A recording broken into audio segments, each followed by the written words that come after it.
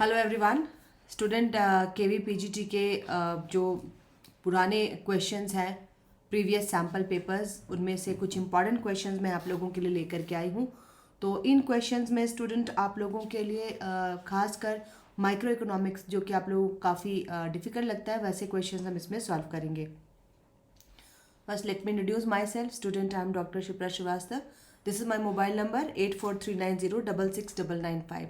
And this is my app Shipranomics. आप मेरे app को गूगल प्ले स्टोर से डाउनलोड कर सकते हैं। एंड स्टूडेंट, मेरे द्वारा KVPGT का कोर्स अपलोड कर दिया गया है मेरे ऐप पर, जिसकी वैलिडिटी है 1 ईयर। तो देखिए, ये जो पहला क्वेश्चन है, पहला क्वेश्चन क्या कह रहा है कि विच of the following is not in the infrastructure sector. अवसंरचना के अंतर्गत क्या नहीं आता है। तो अवसंरचना जो कि आधारभूत आवश्यकता होती है किसी इकोनॉमी की, पावर जनरेशन, विद्युत आता है, कंस्ट्रक्शन ऑफ रोड, रोड का निर्माण भी अवसंरचना है, फूड प्रोडक्शन इसमें नहीं आएगा, एक्सपेंशन ऑफ एयरपोर्ट भी अवसंरचना में आता है। क्वेश्चन नंबर 2 है, गिनी गुणांक किसको मापता है। गिनी कोएफिशिएंट मेजर्स। तो गिनी गुणांक आपको पता है, आय की असमानता को मापने के लिए हम एक तो लॉरेंज वक्र को यूज़ करते हैं, दूसरा गिनी गुणांक। तो Gini coefficient measures income inequality, आय की असमानता को मापता है। Which of the following is a public sector unit. Public sector में बहुत ही ईजी है, ये तो हमारा भेल है। When decrease in the price of one good causes the demand for another good to decrease, the goods are. देखो, बहुत ही सिंपल सा क्वेश्चन है। कहा जा रहा है कि अगर किसी वस्तु की कीमत में कमी होती है, मान लो कोई वस्तु है जिसकी कीमत में कमी होती है, और decrease in the price of one good causes the demand for another good to decrease. इसकी कीमत में कमी होने से किसी दूसरे वस्तु की डिमांड घट जाए। इसका मतलब ये दोनों किस तरह की वस्तुएं हैं। तो देखो, मान लो वस्तु पी की कीमत में कमी हो रही है, तो वस्तु डी की जो डिमांड है वो तो बढ़ेगी, और वस्तु डी की डिमांड बढ़ेगी तो दूसरी जो वस्तु है एक्स की डिमांड बढ़ेगी, तो वाई की डिमांड घटेगी। इसका मतलब ये लोग क्या है, ये लोग सब्स्टिट्यूट है, प्रतिस्थापन। जैसे हम चाय और कॉफ़ी का एग्जाम्पल लेकर के चलते हैं, तो चाय की अगर कीमत घटेगी तो चाय की डिमांड बढ़ेगी और कॉफ़ी की डिमांड घटेगी। तो ये दोनों प्रतिस्थापन वस्तुओं में आते हैं। विच of the following is not a cause of decrease in demand. निम्नलिखित में से किसके कारण मांग नहीं घटती। Fall in the income of consumer. इसके कारण तो अगर किसी की आय घट जाए, आय में कमी हो जाए, तो बिल्कुल मांग तो घटेगी ही, क्योंकि क्रय शक्ति घट जाएगी। Fall in the price of substitute good. अगर प्रतिस्थापन वस्तु हो और उसकी कीमत में कमी हो रही है, प्रतिस्थापन वस्तु की कीमत में कमी हो रही है, तो जो प्रतिस्थापन वो दूसरी वस्तु है उसकी मांग में कमी हो जाएगी। Fall in the price of complementary, पूरक वस्तु है ना। अगर पूरक वस्तु है, पूरक वस्तु में जैसे हम ले लेते हैं पेट्रोल और कार, हमेशा लिख करके ही इसको किया कीजिए तो बिल्कुल भी दिक्कत नहीं होगी। पेट्रोल की अगर कीमत घटेगी तो कार की डिमांड बढ़ेगी, क्योंकि पेट्रोल सस्ता हो रहा है। तो यहाँ पर ये क्या कर रहा है, इसकी कीमत घटने से इस वस्तु की जो है मांग वो बढ़ रही है। तो fall in the price of complementary good is not a cause of decrease in demand. Cross elasticity of demand is. अब क्रॉस इलास्टिसिटी ऑफ डिमांड क्या है। तो देखो, मांग की जो प्रतिलोच है, अगर यहाँ पर हम ले लें कॉफ़ी और चाय, ठीक है, मांग की प्रतिलोच को देखने के लिए इसको एक्स और इसको वाई कह दे। तो चाय की अगर कीमत घटती है तो कॉफ़ी की डिमांड पर क्या असर पड़ेगा, कॉफ़ी की डिमांड भी घटेगी, है ना। मतलब ये नेगेटिव रिलेशन बता रहा है, क्योंकि चाय की कीमत घट रही है, चाय की कीमत घट रही है तो कॉफ़ी की डिमांड भी घट रही है। लेकिन यहाँ पर अगर हम कॉम्प्लीमेंट्री गुड ले लेते हैं, चाय और चीनी ले लेते हैं, ये प्रतिस्थापन था। अगर हम चाय और चीनी ले लें, चाय की कीमत अगर घटेगी तो चीनी की कीमत अगर घटेगी तो जो है चाय की डिमांड जो है वो बढ़ेगी, है ना। तो यहाँ पर नेगेटिव फॉर कॉम्प्लीमेंट्री गुड्स, अगर कॉम्प्लीमेंट्री गुड्स होते हैं तो उनमें बिल्कुल उल्टा चलता है, कीमत घटने पर मांग जो है वो बढ़ती है, और प्रतिस्थापन वस्तुओं में बिल्कुल सीधा चलता है, कीमत घटने पर मांग भी घटती है। तो इसी को कहा जाता है इलास्टिसिटी मापने के लिए हम क्या देखते हैं, percentage change in price and percentage change in demand. तो यहाँ पर जो हमारे कॉम्प्लीमेंट्री गुड्स हैं, जो हमारी यहाँ पर पूरक वस्तुएं हैं, इसको हिंदी में कहें पूरक वस्तु, उसमें ये प्रभाव ऋणात्मक देखा जाता है ना। एक की कीमत घटती है तो दूसरे की मांग बढ़ती है, लेकिन प्रतिस्थापन वस्तु जो है उसमें ये बिल्कुल सीधा देखा जाता है, एक की कीमत घटती है तो दूसरे की मांग भी घटती है। द शेप ऑफ पीपीसी, उत्पादन संभावना वक्र का आकार कैसा होता है? उत्पादन संभावना वक्र, देखो प्रोडक्शन पॉसिबिलिटी कर्व जो है हमेशा कॉन्केव टू द ओरिजिन इस तरीके से बनता है।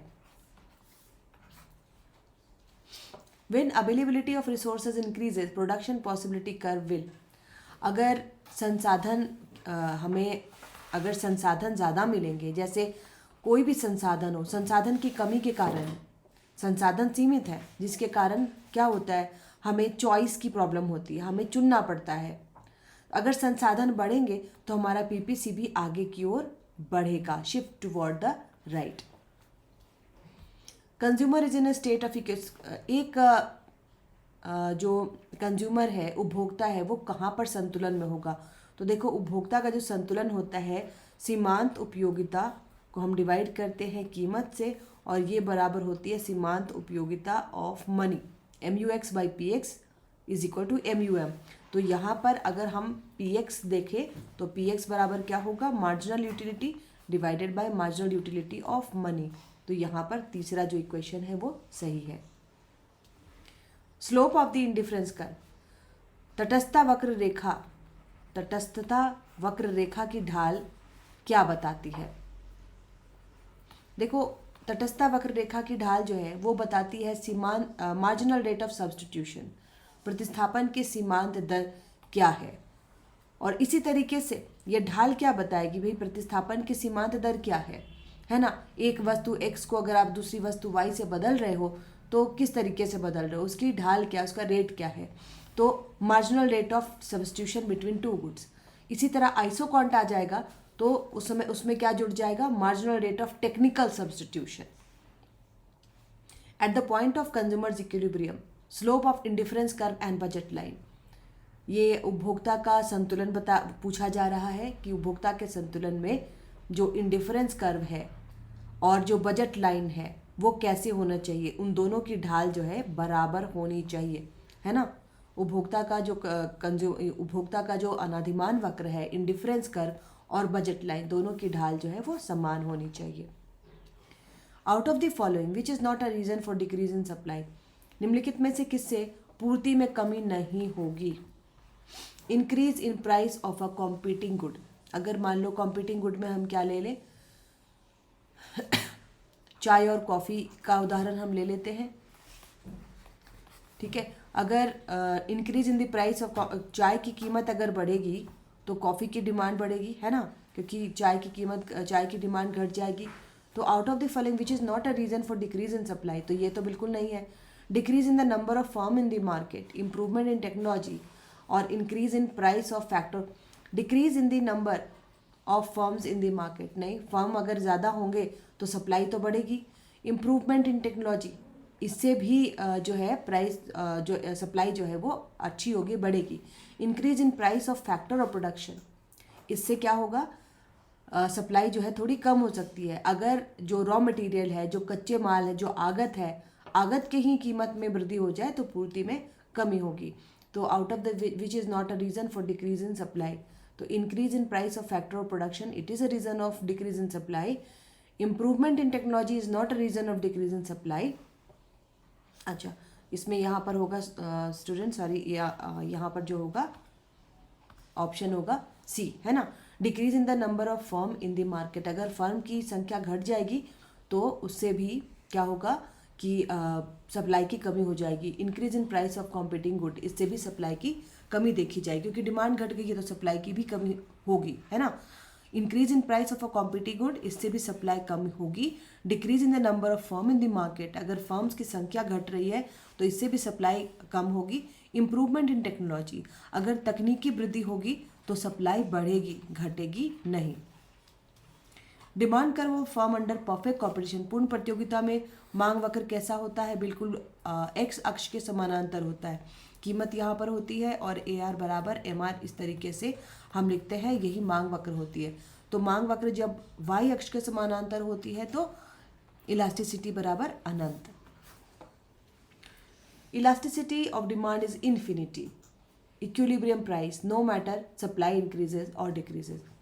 अच्छा, यहाँ पर कहा जा रहा है elasticity of demand is infinity, मतलब मांग की लोच की रेखा इस तरीके से है, इलास्टिसिटी इन्फिनिटी है, ठीक है। तो कहा जा रहा है इक्विलिब्रियम प्राइस, संतुलन कीमत पर कोई असर नहीं पड़ेगा। नो मैटर सप्लाई इंक्रीजेज और डिक्रीजेज, सप्लाई अगर इतना रहे तब भी प्राइस वही रहेगा, सप्लाई अगर बढ़ जाए एस से S1 हो जाए तब भी प्राइस पर कोई अंतर नहीं पड़ेगा, है ना। तो it remains the same. As per the law of variable proportion, परिवर्तनशील अनुपात के नियम का जो हम ग्राफ बनाते हैं, सबसे पहले तो मैं उस ग्राफ को ड्रॉ कर दूं स्टूडेंट। ग्राफ इस तरीके से बनाते हुए आप, यहाँ पर ये MP की रेखा है, यहाँ पर इस तरह से TP जाता है, और जहाँ पर इसका सर्वोच्च होता है वहाँ पर MP 0 होता है, वहाँ पर TP is equal to maximum. अभी आपसे क्या पूछ रहा है, as per the law of variable proportion सीमांत उत्पाद स्टार्ट डिमिनिशिंग, सीमांत उत्पाद घटना शुरू करता है तो कुल उत्पाद पर क्या असर पड़ता है। अब देखो, सीमांत उत्पाद पहले बढ़ रहा है तो कुल उत्पाद बढ़ते दर से बढ़ रहा है ना, इंक्रीजिंग है। जब सीमांत उत्पाद घटते दर से घटने लगता है तो ये घटते दर से बढ़ता है, डिक्रीजिंग बढ़ता है ना। TP decreases at diminishing rate, ठीक है। पहले इंक्रीजेज एट डिमिनिशिंग रेट, पहले जो बढ़ रहा था वो किस दर से बढ़ रहा था, बढ़ते दर से।